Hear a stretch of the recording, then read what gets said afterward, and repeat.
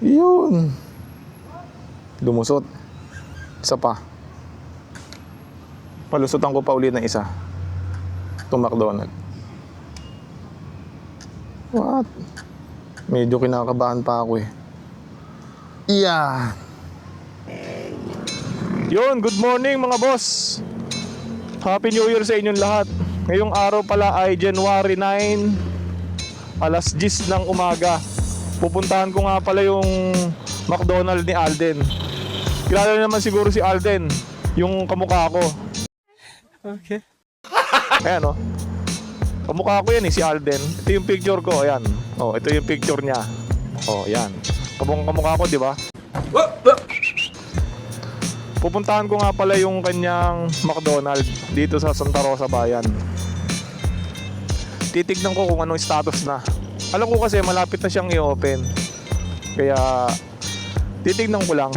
Gagamitin ko yung ating DJI Neo 2 na drone. Ang gagamitin kong controller ay RC2 tsaka yung goggles entry. Wala pa rin pagbabago, traffic pa din. Sobrang traffic pa rin. Kung pupunta nga pala kayo sa McDonald ni Alden, dito lang siya, malapit lang siya sa plaza. Kung manggagaling kayo sa Binyan, ano lang siya, malapit lang siya sa plaza o kaya sa simbahan ng Santa Rosa Bayan. Ano lang siya, likod lang siya ng hindi, gilid lang siya ng simbahan. Makikita nyo naman kaagad yun eh. Ayan, ito yung plaza. Ito yung munisipyo. Tapos kakanan kayo. Ayan, malapit lang siya sa plaza.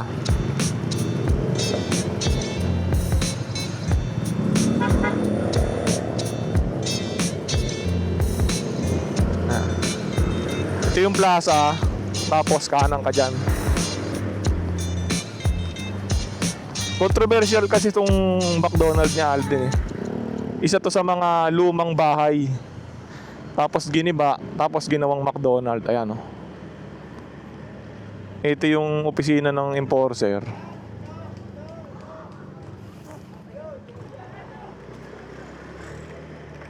Dito ako pepesto. Ito yung simbahan. Ayun yung McDonald ni Alden. Dito tayo pepesto.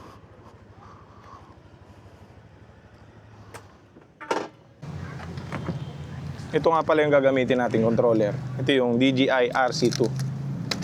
Yan. Meron na siyang screen. Pwede ito sa DJI Neo 2. At itong DJI goggles entry.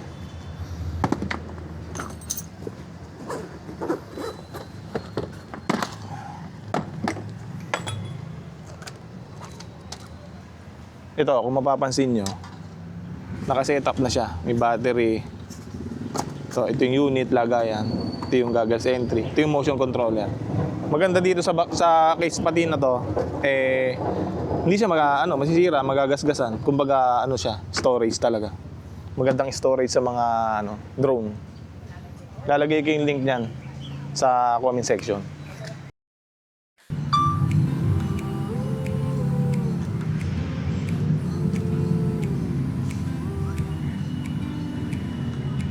Take off. Hardpoint updated.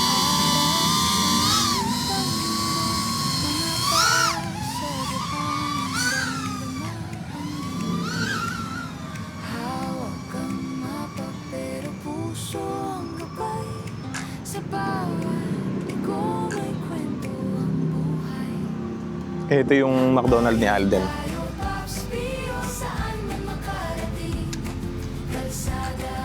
Hindi ko alam kung kailan pa to i-open eh, pero sabi nila this January ma-open na to.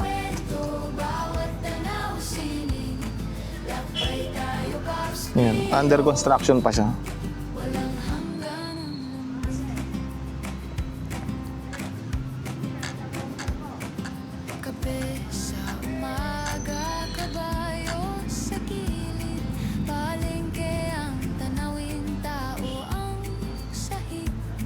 Yan. Maganda siya kasi hindi nila binago yung yung ginibang bahay na luma. Ganun pa rin siya. Isa to sa mga kakaibang McDonald na nakita ko. Merong ganito nakita ko sa San Pedro, parang ganito din. Pero mas maganda tong kay Alden.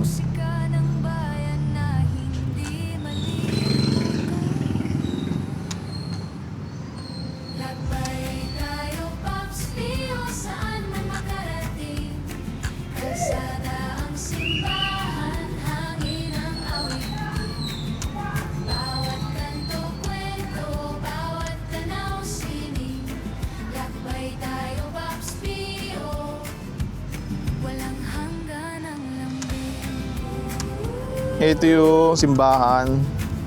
Yan, ito yung simbahan. Dito yung plaza. Ayun yung plaza. Yan, ayun yung plaza. Ito yung McDonald ni Alden.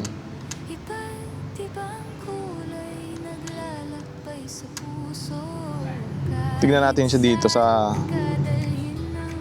Kung maganda yung view dito. Yan.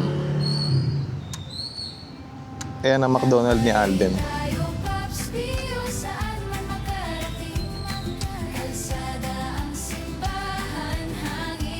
Yan.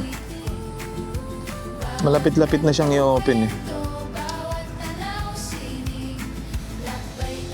At yun naman ako, yung may H. Yun ako. Doon ako Sa ilalim ng araw, mainit ang mundo, mga paa sa buhangin. Paliparan ko ng circle. Tingnan ko muna kung may sasabitan. Taas ko lang siya ng konti. Puso ang gabay, 3, sa bawat liko, 1. may kwento ang buhay. Lakbay tayo, Pops Pio, saan man makarating. Kalsada ang simbahan, hangin ang awitin. Bawat kanto, kwento, bawat tanaw, sining. Yan. Lakbay tayo, Pops Pio. Yung sa likod pala, hindi pa gaanong gawa. Ayan o. Sa umaga, Medyo malaki-laki tong McDonald ni Alden. Kumpara sa mga ibang McDonald. Ito yung isa sa mga kakaibang McDonald na nakita ko. langit ay bughaw, mga ulap parang lana. Ganito yung itsura niya dati, yung bahay. Parang ganito, yung katabi. Ang iyong saya, padiyak ng bisikleta, tunog ng jeepney horn, tila musika ng bayan. Ang itsura niya dati, ito parang ganito. Ito. Itong katabi na to, parang ganyan yung itsura niya. Okay na rin na nirenovate nila at ginawang McDonald. At least, napakinabangan. Kumbaga naging business yung baba ako ng konti. Ito, under construction pa siya. Pagsikat ng araw hanggang paglubog nito, Ito, under construction pa siya. ang kulay naglalakbay sa puso, kahit saan ka dalhin ng alon ng dagat, ang Pilipinas ang tahanan. May gumagawa pa sa bubong. Walang Ayan. kapatay. Lakbay tayo, Pops Pio, sa Malapit-lapit na ito mabuksan. McDonald niya. Try ko palusutan tong McDonald. Oh, taas natin. Angat. What? Yun. Lumusot. Isa pa. Palusutan ko pa ulit ng isa. Itong McDonald. What? Medyo kinakabahan pa ako eh. Yeah.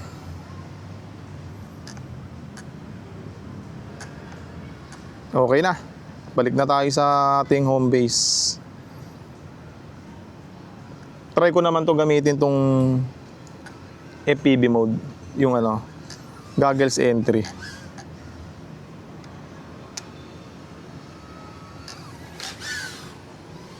Ayun na yung drone.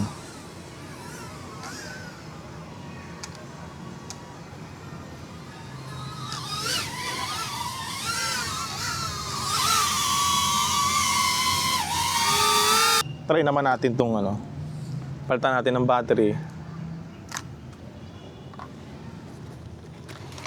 Ito naman ang gamitin natin. Goggles entry.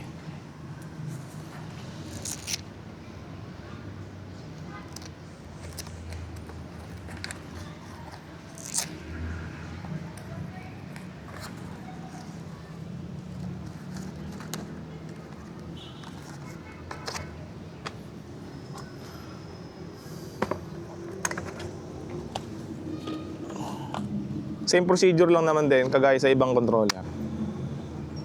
Tapos, on mo lang to. Yung unit.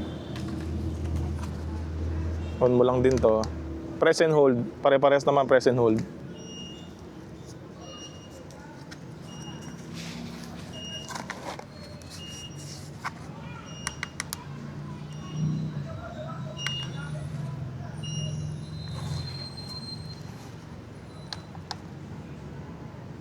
Ito pala. Sorry. Ito, press and hold. Yan.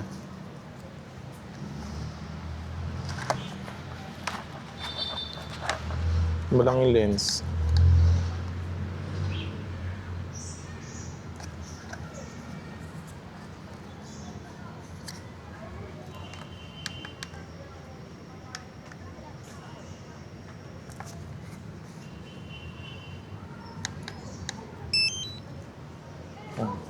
Sine-enter ko lang. Tapos yung uli itong ano, motion controller. Ganun lang din ito. Press and hold. Press and hold. Yan. Pag narinig mo na yung beep na ganun, okay na yan. Tapos magkoconnect yan. Ayan na. Nakakonik na siya.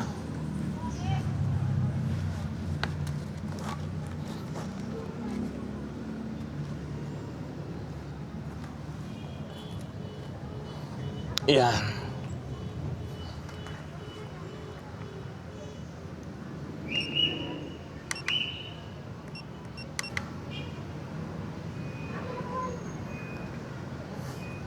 Inop ko yung AC Acro, naka-ano lang siya. Normal mode. Ayan, normal mode muna tayo. Tapos pag pa-ano yung siya, kailangan double press mo tong ito para mag-start yung motor niya. Yan, iikot yan. Yan, iikot yan. Ayan, iikot yan. Tapos, i-hold mo tong orange. Yan. Aangat yan. Yan, pwede mo na siyang paliparin ngayon.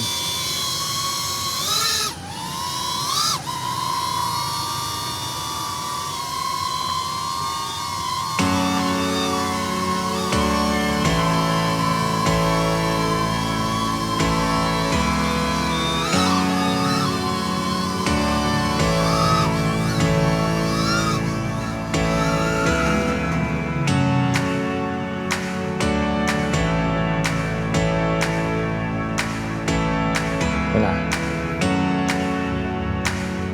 Naka-normal mode pa lang ako. Normal mode.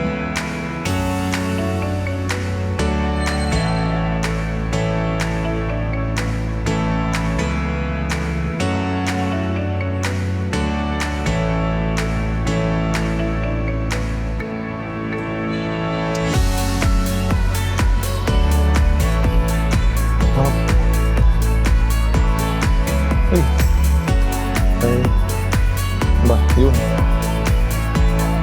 Yan. Ito yung McDonald ni Alden. Yan.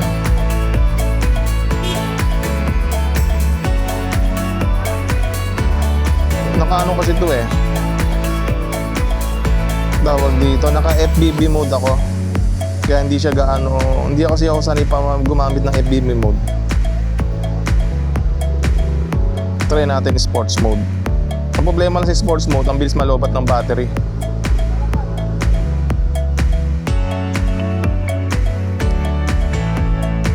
Try natin sports mode.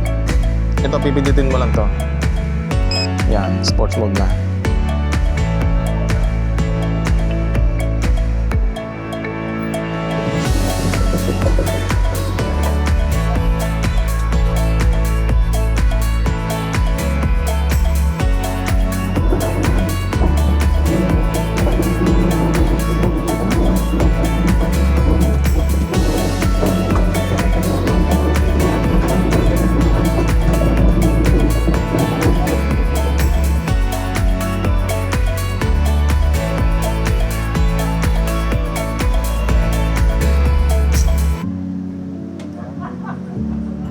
problema yung signal.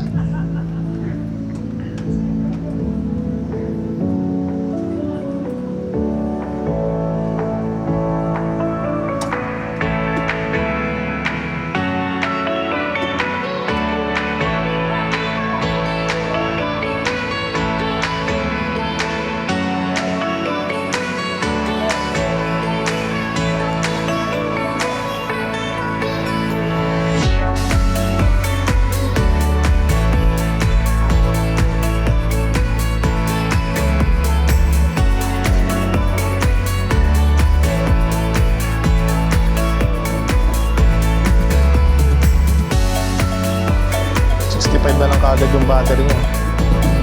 Ang bilis nga lang mag-drain niya pagka naka-sports mode siya.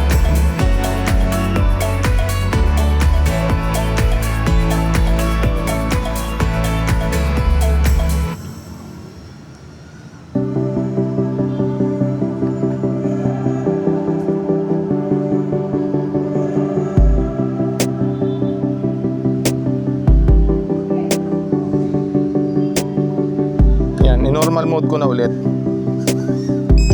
Yan, tapos ibabalik ko na. Naka FBB mode pala ako Meron kasing settings to na acro mode, easy acro.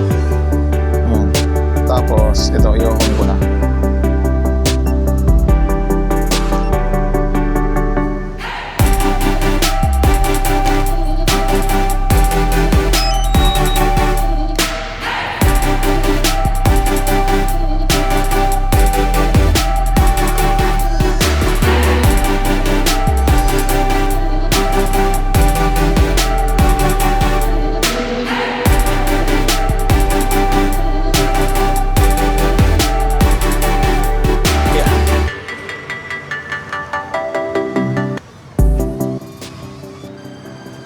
Ito na guys, pasensya na kayo, hindi ako gaano marunong mag FPV mode.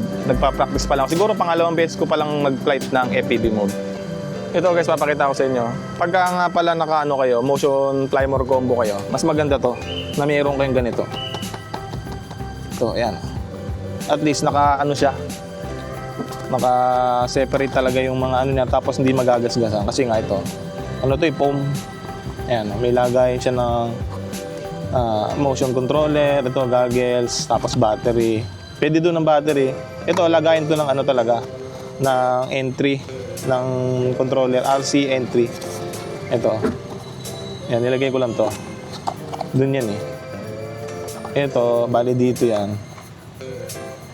Yan, dito talaga to. Itong battery na to, dito talaga yan. Nilalagay ko lang siya dito kasi sayang wala akong may lalagay dito Pero pwede doon lagyan ng controller. Yung controller talaga ng Neo. Tapos ito yung unit, dito malagay. Ayan. Ganyan siya. Ayan Mura-mura lang to. Lalagay ko sa comment section yung link. Yan, yun lang. Salamat sa panonood. Ingat.